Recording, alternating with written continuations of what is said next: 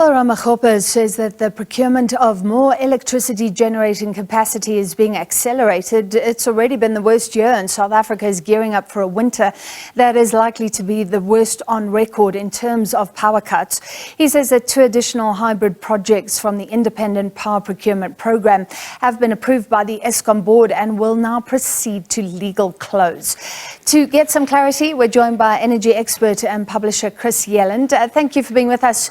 As always, Chris, do you feel reassured after today's briefing? Well, there's certainly a lot happening in the background. I found the briefing today, though, to be somewhat unsatisfying. Not that they're not doing anything, but it was very rushed and lacked the level of detail that is necessary, I think, to instill greater confidence. Talk is cheap, and we've heard it a long time.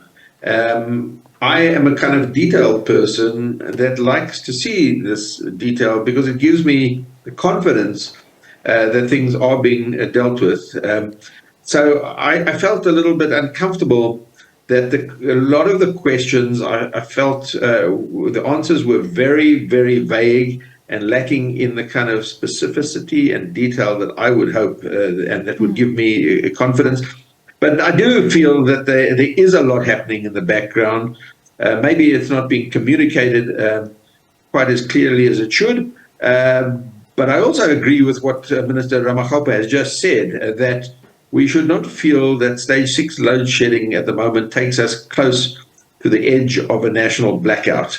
No, it doesn't. In fact, I think we are better prepared now with less probability of a national blackout than we were in 2008 because we have got the necessary protocols in place. They are practiced every single day of the week. They are working, and it does indicate that when you have stage 6 load shedding for an extended period, you have brought supply and demand back into a balance, and therefore there is no additional risk of load shedding, of a national blackout at least.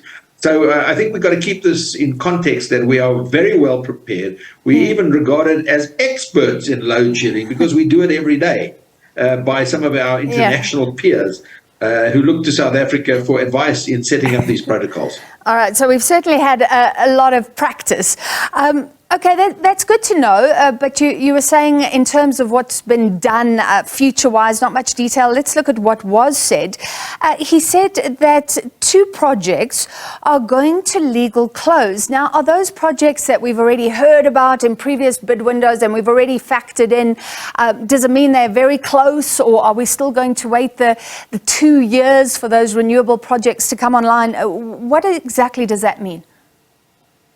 Well, that's the whole point. It is vague enough that you and I do not know the details.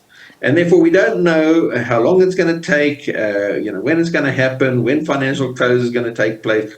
This is the kind of level of detail that I think is lacking and that does not inspire confidence. It would be better to know exactly what projects they're talking about, exactly, the program and the timelines, for delivery to the grid. There are many other issues, questions that I felt were not well answered. For example, when are we going to get the new integrated resource plan for electricity? When is it going out for public consultation? Because before it can be gazetted in the government gazette as the final version, it's still got to go out for a public comment process. It's still got to go to NEDLAC. And NEDLAC take a notoriously long time sometimes to deal with these issues if you would look at the past integrated resource plan for electricity. And so there's no clear indication of the timeline. They talked about 1,000 megawatts coming from Mozambique, but when I pressed them on the details, it was very vague and unsatisfactory.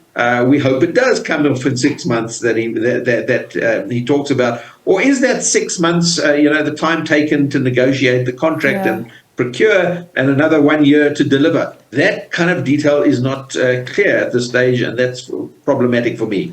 All right, I see what you mean. While we wait for new generating capacity, one of the things he said is that Eskom can become more efficient with that energy availability factor. It's currently at 54%. He's predicting it can go up by 10% by early next year. Does that make sense to you? I mean, Eskom has been trying to fix this now for years. It's not been getting better, it's been getting worse, or has something fundamentally changed? No, something hasn't fundamentally changed, and to expect the energy availability factor to increase by 10 percentage points by early next year is completely wrong. It will not happen. This vagueness and fuzziness about the subject is not helpful. The reality is that it's going to probably get worse before it gets better, and the reason for that is quite clear. In order to do the necessary maintenance on a total of 80 generators, you need to actually shut down generators to do this, not all at once, but in a sequence over a long period of time. And this means that you cannot change, physically, mathematically, it's not possible to change the average EAF of 80 generators in a step change or in a short time.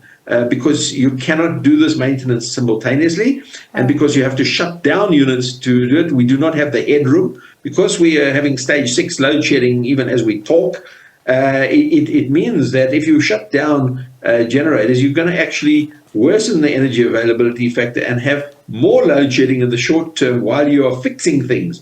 So really what we need is new generation capacity to give us that generation reserve margin that gives us the space to do that maintenance without having to shut down generators. We need spare capacity in order to do the necessary deep level maintenance.